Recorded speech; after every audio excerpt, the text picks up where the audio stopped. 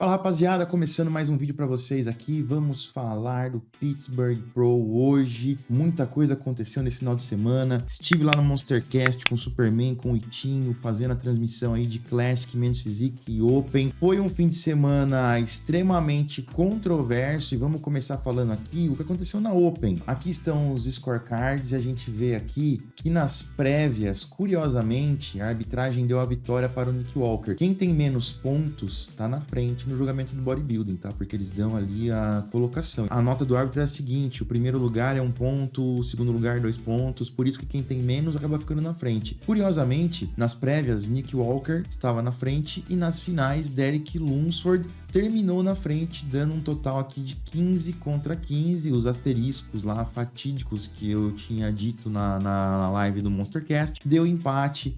E aí existe um critério de desempate. A gente sabe que aconteceu uma coisa, que foi esse round extra aqui, foi a prorrogação de comparações ali, que foi tão diferente, né? Só para colocar o contexto, geralmente a gente tem os confrontos nas prévias, nas finais a gente tem outros confrontos, outros call-outs, depois a galera vai fazer a apresentação individual, pose down e acaba. Nesse campeonato foi diferente porque os caras fizeram os confrontos da Open, aí foi ter Men's Physique, Classic, e depois, quando foi voltar a Open, que era para ter apenas a parte de apresentações individuais, eles fizeram um outro confronto, o que acho que ninguém tinha visto.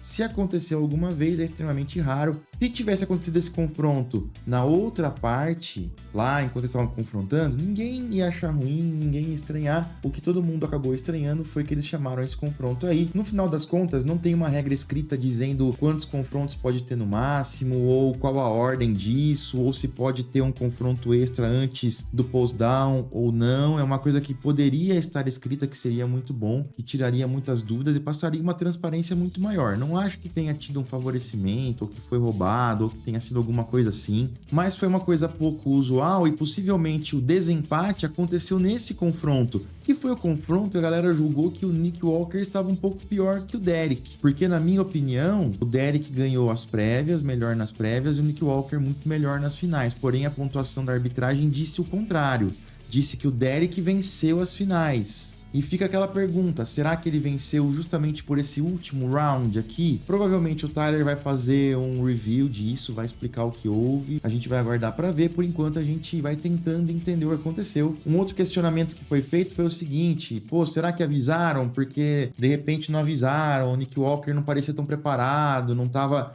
com a pintura em dia, não tava com óleo, depois que ele voltou para as poses individuais, ele voltou muito melhor, e eu concordo, realmente isso aconteceu, e pode ter sido esse deslize que acabou dando a vitória para o Derek Lunsford. Minha opinião, tá? Minha opinião. Eu achei o Derek melhor nas prévias, o Nick melhor nas finais, o Nick veio muito bem, surpreendeu, convenceu. No fim do dia, em situações normais, o Derek no seu melhor, o Nick no seu melhor, pra mim o Derek ainda é um bodybuilder melhor, tem linha melhor, estética melhor, estrutura melhor, e não é uma questão de se tornar um campeonato de estrutura ou não, a questão é, tudo conta, então dois caras que têm a mesma condição de volume muscular, a mesma condição de definição, o cara que tiver estrutura melhor vai ser um desempate. A galera tem que entender que tudo é levado em conta e que uma coisa ou outra vai definir realmente, assim como um cara que tem estrutura tão boa quanto o outro, se outro cara tiver mais volume, o cara que tá com mais volume vai ganhar, isso não se torna um campeonato de volume, é o conjunto. Só que eu acho que nesse dia, nas finais, o Nick Walker foi melhor, ele terminou o campeonato melhor, ele tava mais confiante, a gente vê que o Derek tava muito preocupado, tentando sempre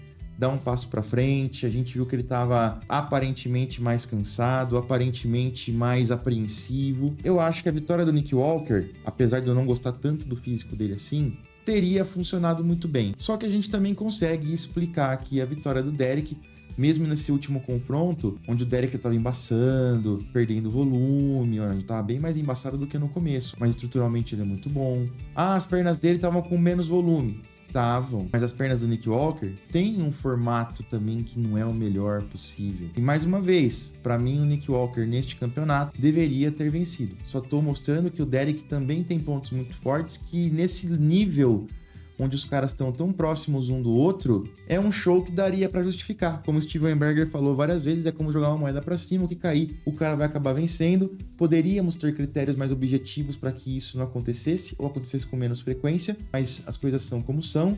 E ainda sobre terem avisado os caras ou não, aparentemente os caras foram avisados. Nessa entrevista aqui, o Chris Aceto fala, e ele falou assim, cara, pro Derek, cara, posa como se fosse a sua vida. Batalha sobre o post-down da prorrogação, que eles estão chamando aí. E o Chris Aceto fala aqui, ó, graças a Deus eu tinha um passe de backstage, eu tava junto lá, e eu pude direcionar o que ele ia comer, o que ele ia beber, o que ele ia fazer pra esse round. Então, o Derek e o Aceto sabiam do que estava acontecendo, muito possivelmente o Nick também foi avisado do que ia acontecer, não fica claro se o coach do Nick estava no backstage junto com ele ou não. E aí, pode ter sido a diferença. Eu não sei se ele estava ou não, se ele não estivesse, muito possivelmente ele teria tido a opção de estar. E caso ele não esteja, mais uma vez, aqui é caso, suposição, não sei, não sabemos, o Nick vai poder falar isso um pouco melhor, mas isso aqui é algo que talvez explique aquele último confronto. Teve muita polêmica na Open do Pittsburgh Pro, vou falar um negócio aqui pra vocês que não tem polêmica nenhuma, e é o sucesso da cueca Performance e todas as suas qualidades. Cara, a cueca perfeita pra você fazer o seu cardio. Ela tem um corte mais estruturado, a perna é mais longa, como vocês estão vendo ali, ela não sobe. E devido ao corte perfeito, quando você se movimenta, ela não sobe, não enrola na perna. E isso torna a cueca Performance perfeita para você fazer o seu cardio. Por quê? Primeiro, ela tem absorção rápida e evaporação rápida do suor. Ou seja, você vai fazer seu cardio, seu treino e vai se sentir sempre sequinho. Segundo, tecnologia anti-odor, você vai poder fazer seu cardio também e ficar de boa. E o mais importante, não vai ficar raspando uma perna na outra durante o seu cardio, ficar ali provocando assaduras. O conforto da cueca Performance é fenomenal. Ela está disponível em várias cores e tamanhos, tem também aqui os kits com 5 e com 10 que dão um desconto aí, valem muito a pena. E lembrando, se usar o meu cupom Shain, você tem mais desconto em cima do desconto do kit, então não perde tempo, corre lá em insiderstore.com.br. O link tá na descrição, tá no QR Code, tá no comentário fixado, e eu espero vocês lá. Também quero falar aqui do guest posing do Ramon, que chamou muita atenção. Não temos aqui as melhores imagens ainda, mas o meu parecer, Ramon já posa muito melhor, as aulas estão valendo a pena, você vê que as transições já são mais conscientes, ele treme um pouquinho numa pose ou outra, mas ele consegue segurar as poses melhor, ele já transiciona, ele já pensa na posição da mão, na posição do abdômen, na posição que ele vai ficar, você vê que já tá tudo calculado, ele tá com outro aspecto, outro semblante. Cara, ele chegou extremamente confiante nesse guest posing e mostrou todas as suas qualidades físicas que estão melhorando. Tudo bem que ele tá bem acima do peso, mas ele mostrou acima de tudo nas poses que ele está evoluindo e que isso acaba sendo muito importante para a percepção do público da arbitragem em relação ao físico dele no palco. Grande ponto positivo, parabéns aí pro Ramon, parabéns pro Pacholó, que está fazendo um trabalho excepcional com esse menino, tem que tirar o chapéu. Parabéns também pro André Pierin, que vem sendo aí o coach de poses do Ramon, que está ajustando e fazendo o melhor. O que a gente viu aqui deixa a gente extremamente otimista pro Olímpia. Ó, tem mais fotos do Ramon aqui no backstage, ele fazendo peitoral de lado, as poses aí muito bem armadas, ele mais tranquilo. Ó que pose bonita, cara, isso aqui dá um quadro, hein? Essa foto aqui dá um quadro. E aqui o Ruiz The Best Bodybuilder colocou um clipezinho dele posando com o Mike. Nesse vídeo aqui ele ficou muito melhor que o Mike. O Mike tem o V-taper melhor, a cintura externa dele abre no ombro mais largo, abre, mas o Ramon tá com pernas muito boas que melhoraram. O Ramon tá com peitoral espesso.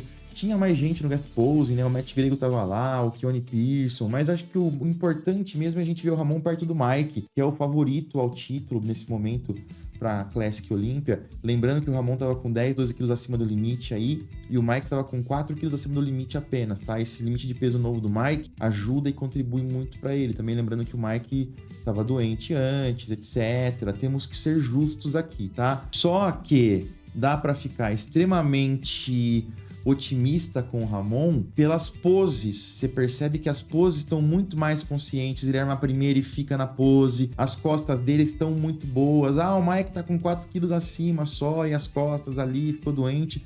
mas a gente vê que as costas do Ramon ali, apesar de talvez não serem as mais largas, mas elas estavam com muito mais detalhe e muito mais cortes, que é uma coisa que o Mike realmente nas costas não apresenta tanto assim. De uma maneira geral, para mim o saldo para o Ramon nesse guest posing foi extremamente positivo. Ele se preparou, ele se planejou, ele trabalhou, fez o que tinha que fazer para trazer o seu melhor e trazer a sua melhor imagem. Isso é profissionalismo e isso para mim mostra a mudança de mindset e a mudança nessa coisa de planejamento, estruturação de ano e tudo mais. Só tem que dar os parabéns. E o Mike comentou aqui, ó, o Ramon estava fantástico.